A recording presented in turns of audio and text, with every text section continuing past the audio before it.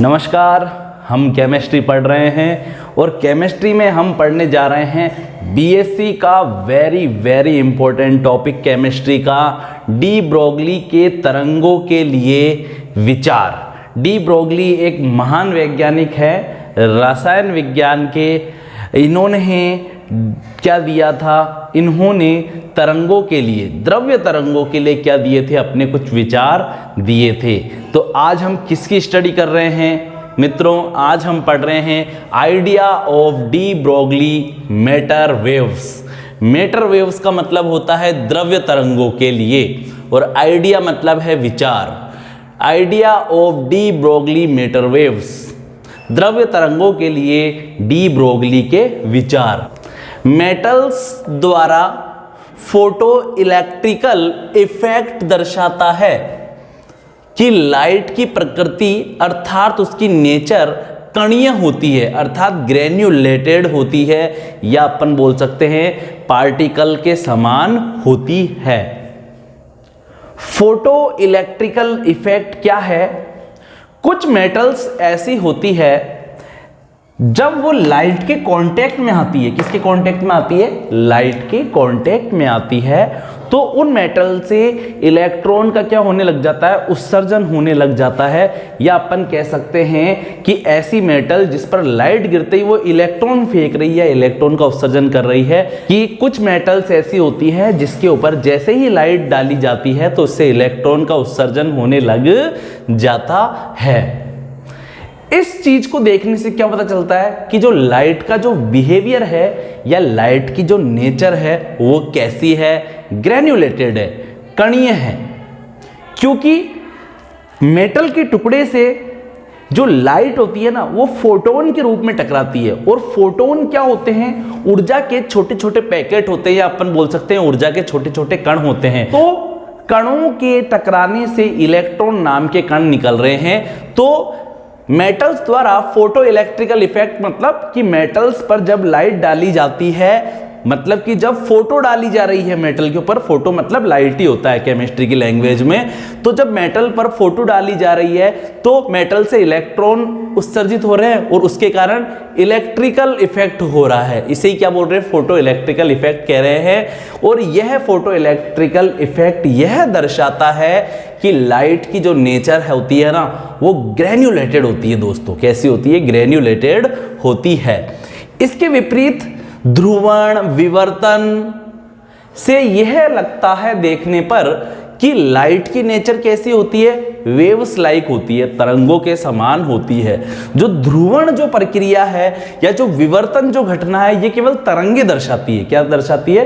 तरंगे दर्शाती है, ठीक है। लेकिन ये क्या बता रहा है कि लाइट के अंदर अपन बोल सकते हैं पार्टिकल का भी नेचर पाई जा रही है, और लाइट के अंदर ध्रुवण विवर्तन वाली घटनाओं के कारण अपन क्या कह सकते हैं कि उनके अंदर वेव की नेचर भी पाई जा रही है। मतलब कि प्रकाश की जो अपन बोल सकते हैं कि जो प्रकाश है वो कणों के समान भी व्यवहार करता है और तरंगों के समान भी व्यवहार करता है।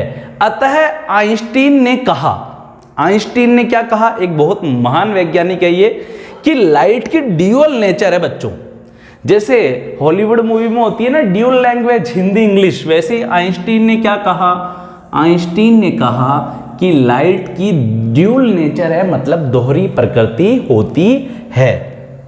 कभी यह पार्टिकल के लाइक बिहेवियर करता है, कभी जो प्रकाश है वो कण के समान व्यवहार करता है, और कभी यह वेव लाइक बिहेवियर करता है। कभी यह किसके समान व्यवहार करता है? कभी यह तरंगों के समान व्यवहार करता है। इसी प्रकार इलेक्ट्रॉन भी लाइट के समान एक ही समय में particle and wave like behaviour करता है। बिल्कुल प्रकाश के समान इलेक्ट्रॉन भी क्या करता है? एक ही समय पर पार्टिकल और वेव मतलब कि कण और तरंगों के समान व्यवहार करता है दोस्तों। डी ब्रोगली ने इलेक्ट्रॉन की इन वेव को ही क्या कहा है? मैटर वेव्स नाम दिया है। ये मैटर वेव्स को हिंदी में क्या बोलेंगे? द्रव्य तरंगे। और मैटर वेव्स नाम सबसे पहले किसने दिया था? डी ब्रोगली ने दिया था। और किसके लिए दिया था? इलेक्ट्रॉन के लिए दिया था, क्योंकि जो इलेक्ट्रॉन है वो कणों के समान भी व्यवहार कर रहा है और तरंगों के समान भी व्यवहार कर रहा है। तो इलेक्ट्रॉन की इन तरंगों को ही क्या कहा गया? सबसे पहले द्रव्य तरंगों के नाम से जाना गया। समय के किसी भी बिंदु पर कोई कण कणीय तथा तरंगीय गुणों को एक साथ नहीं दर्शाएगा। ये क्या बोल रहा है कि समय के किसी भी बिंदु पर कोई कण कणीय तथा तरंगीय गुणों को एक साथ नहीं दर्शाएगा। मतलब कि प्रकाश जब कणीय गुण प्रदर्शित करेगा तो तरंगीय गुण का पता नहीं लगा पाओगे आप, और जब आप उसके तरंगीय गुणों का अध्ययन कर रहे हो तो आपको कणीय गुणों का पता नहीं लग पाएगा। मतलब कि एक समय पे अपन केवल प्रकाश के एक ही प्रकार के गुणधर्म का अध्ययन कर सकते हैं, या तो उसके तरंगीय गुणों का अध्ययन कर सकते हैं या उसके कणीय गुणों का अध्ययन कर सकते हैं। तो ये बोला ना, देखो, समय के किसी भी बिंदु पर कोई कण कणीय तथा तरंगीय गुणों को एक साथ नहीं दर्शाएगा। जब वो कण के समान व्यवहार कर रहा है तो वो द्रव के जब वो कण के समान व्यवहार कर रहा है तो तरंग के समान नहीं करेगा, और जब तरंग के समान व्यवहार करेगा तो वो कण के समान व्यवहार नहीं कर पाएगा। बहुत अच्छा उदाहरण है, बहुत अच्छा उदाहरण है, आपको अच्छे से समझ में आएगा। बस आप मेरे साथ बने रहिए, वीडियो को पूरा देखेंगे तभी तो समझ में आएगा ना। देखिए आप, अब यहाँ पर अपन क्या कह सकते हैं कि कोई प्रकाश है, प्रकाश है, क्या है, यहाँ पर अपन ले लेते हैं प्रकाश, मतलब लाइट है। लाइट भी लिख सकते हैं या फोटो भी लिख सकते हैं, फोटो, लाइट, फोटो, ठीक है। अब इधर आप देखिए, इसमें कणीय गुण भी है, मतलब कि इसमें पार्टिकल के नेचर भी पाई जा रही है, उसमें तरंगीय गुण भी है, मतलब इसमें पार्टिकल के कैरेक्टर भी पाए जा रहे हैं और वेव के कैरेक्टर भी पाए जा रहे हैं। अब प्रकाश के अंदर पार्टिकल के कैरेक्टर्स या कणीय गुण कौन कौन से पाए जाते हैं? एक तो पाया जाता है संवेग, मोमेंटम पाया जाता है। प्रकाश के अंदर मोमेंटम पाया जाता है, संवेग पाया जाता है, जिसे mv से डिनोट करते हैं, mv से प्रदर्शित करते हैं। साथ ही साथ प्रकाश के अंदर ऊर्जा भी पाई जाती है, एनर्जी भी पाई जाती है, इसलिए तो हम गर्म हो जाते हैं प्रकाश के। आप किसी हेलोजन नहीं होती शादी ब्याह के अंदर जलती रहती है बड़ी सारी हेलोजन लाइट वाली, उसके पास जाके ऐसे खड़े हो जाओ, आपको गर्मी लगने लग जाएगी। तो भैया लाइट है, लाइट में एनर्जी है। आई बात आपको यहाँ तक समझ में? तो संवेग जिसे मोमेंटम कहते हैं और ऊर्जा जिसे एनर्जी कहते हैं, तो ये mv और ये e, ये कणीय गुणधर्म है बच्चों, लेकिन प्रकाश में पाया जा रहा है। उसी के साथ साथ जो तरंगदैर्घ्य है जिसे लैम्डा से प्रदर्शित करते हैं, ये जो चिन्ह होता है ना बच्चों, ये क्या है? ये लैम्डा है। क्या है ये? लैम्डा है। वेवलेंथ कहते हैं इंग्लिश में। और जो आवृत्ति है यानी कि जो फ्रीक्वेंसी है उसे म्यू से प्रदर्शित करते हैं, न्यू से। म्यू नहीं, म्यू तो ऐसा होता है, ऐसा म्यू, ये है न्यू, न्यू से प्रदर्शित करते हैं। यह है म्यू और यह है न्यू, ये रहा न्यू, ऐसे प्रदर्शित करते हैं। आवर्ती को न्यू से प्रदर्शित करते हैं, इसे इंग्लिश में फ्रीक्वेंसी कहते हैं। तो मतलब कि प्रकाश के अंदर संवेग भी पाया जा रहा है, कण वाला गुणधर्म, और तरंगदैर्घ्य भी पाई जा रही है। प्रकाश के अंदर ऊर्जा भी पाई जा रही है, ऊर्जा कणों में होती है, और प्रकाश के अंदर आवृत्ति भी पाई जा रही है, जो कि एक तरंग का गुणधर्म है। ठीक है। कणीय गुण व तरंगी गुणों के मध्य में संबंधों को डी ब्रोगली ने समझाया। तो डी ब्रोगली आए भाई साहब पूरी हिम्मत करके। अब मैं आपको बताऊंगा दोनों में संबंध क्या है। क्या बताया डी ब्रोगली जी ने? उन्होंने बताया कि कणीय गुण व तरंगी गुणों के मध्य में संबंध होता है। क्या होता है? संबंध पाया जाता है। मैंने पूछा डी ब्रोगली जी से कि आप बार बार बोल रहे हो कि कभी प्रकाश कण के समान व्यवहार करता है, कभी तरंग के समान व्यवहार करता है, साबित करके बताओ मुझे। तो उन्होंने बोला हाँ अभी साबित करके बताता हूँ, अभी एक डेरिवेशन लिखूंगा और साबित हो जाएगा। आई बात आपको समझ में? तो देखो डी ब्रोगली जी ने क्या कहा अपन से कि कणीय गुण व तरंगी गुणों के मध्य में संबंध है और उसे अभी मैं समझाऊंगा, ऐसे कहा उन्होंने। अब देखो उन्होंने क्या समझाया था मेरे को, देखो इधर आप। E बराबर क्या है? एच न्यू है। यह एक प्लांक समीकरण है और यह जो प्लांक समीकरण होता है ना, यह तरंग की ऊर्जा के लिए दिया जाता है। किसकी ऊर्जा के लिए दिया जाता है? तरंग की ऊर्जा के लिए दिया जाता है। इसी प्रकार से E बराबर होता है mc² और यह आइंस्टीन समीकरण है और यह समीकरण कण की ऊर्जा के लिए दिया जाता है। लेकिन जो ये दोनों समीकरण है ना, ये एच न्यू और mc² ये दोनों बराबर हैं, एक दूसरे के इक्विवेलेंट है। तुल्य है एक दूसरे के। इससे क्या पता चल रहा है कि जब तरंग का समीकरण ऊर्जा के जब तरंग का समीकरण कण के समीकरण के बराबर है तो सीधी सी बात है तरंग और कण भी दोनों क्या है, समान है।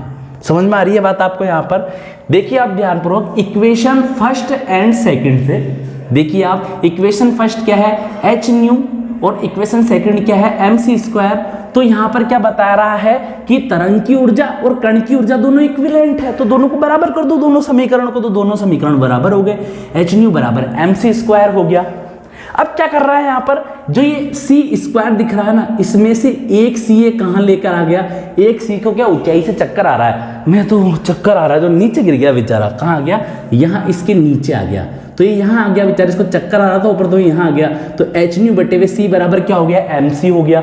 ये समीकरण कौन सा है, 3 है। इक्वेशन कौन सी है, ये थर्ड है। ये हम जानते हैं कि न्यू बराबर क्या होता है, न्यू बराबर, यहां पर न्यू किसके लिए है, आवर्ती तो है, लेकिन भाई साहब किसकी आवर्ती, प्रकाश की आवर्ती। किसकी आवर्ती, प्रकाश की आवर्ती। सी क्या है, प्रकाश का वेग है, ठीक है। तो प्रकाश की आवर्ती बराबर होगा प्रकाश का वेग बटे हुए प्रकाश की तरंग दैर्ध्य, ठीक है। तो यहां पर न्यू बराबर क्या हो जाएगा, सी बटे हुए लैम्डा हो जाएगा। और ये इक्वेशन कौन सी है, 4 है।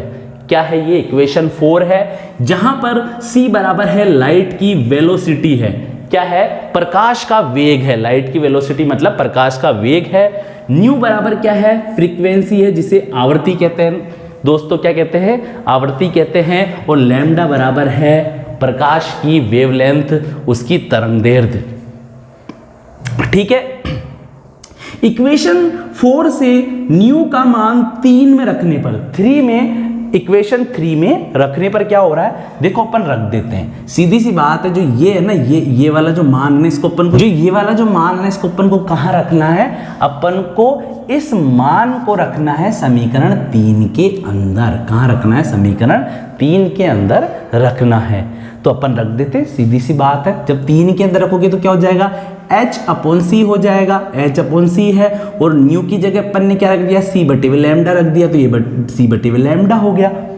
और इजिकल टू क्या है, बराबर एम सी है। तो यहां तक आपको बात समझ में आ गया होगा, ठीक है। यहां पर सी से सी क्या हो गया, कट गया, तो एच बटे हुए लैम्डा बराबर एम सी रह गया। यहां पर क्या रह गया, एच बटे हुए लैम्डा बराबर एम सी रह गया। और लैम्डा बराबर क्या होता है, इसको आ रहा बड़ा मजा, ये चलता हुआ कहाँ आ गया, यहाँ आ गया। मैं तो आगे जाऊंगा, इसकी टाट पे जाऊंगा एमसी के ऊपर। तो ये लैम्डा बराबर क्या हो गया, एच बटे हुए एम सी हो गया। क्या हो गया, एच बटे हुए एम सी हो गया। और ये इक्वेशन कौन सी है बच्चों, ये इक्वेशन 5 है। यहां पर देखो कुछ लाइनें लिखी हुई है, अभी क्लियर हो पाएगा, अब क्लियर हो पाएगा। कणीय गुण व तरंगीय गुणों के मध्य में संबंध अभी आपको पता लग जाएगा, पहले आप इसको देखिए। सी यहां लाइट की वेलोसिटी है एंड किसी लाइट पार्टिकल के लिए mc का मान वही होगा जो किसी सिंपल पार्टिकल के लिए mv का मान होता है।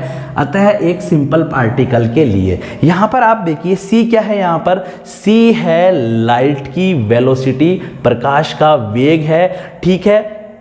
लाइट के पार्टिकल के लिए mc का मान बिल्कुल उतना ही है जितना एक सिंपल पार्टिकल के लिए mv का होता है, जितना एक सिंपल पार्टिकल के लिए mv का होता है। तो बच्चों ये पूरा का पूरा इक्वेशन लाइट के लिए है, लाइट के पार्टिकल के लिए। तो लैम्डा बराबर क्या है, h अपॉन mc है, लाइट के पार्टिकल के लिए है।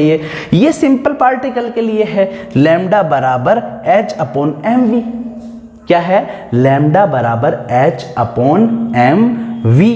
और यहां पर आप ध्यान पूर्वक देखिए, यहां पर mv क्या है बच्चों, संवेग है। mv क्या है, संवेग है। mv क्या है, यहां पर संवेग है। और ये कणीय गुणधर्म है, ठीक है। और लैम्डा बराबर यहां पर क्या है, तरंगदैर्ध्य, और ये कैसा गुण है, तरंगीय गुण है।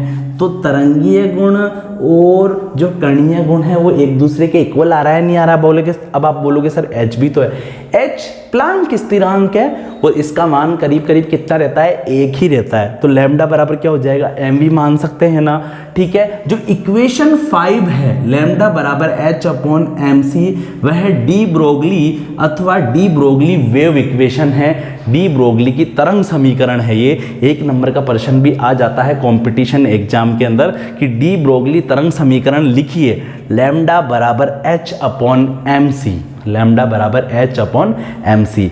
अब कोई आपसे पूछ ले कि सिंपल पार्टिकल के लिए डी ब्रोगली समीकरण लिखिए, तो लैम्डा बराबर एच अपॉन एम वी।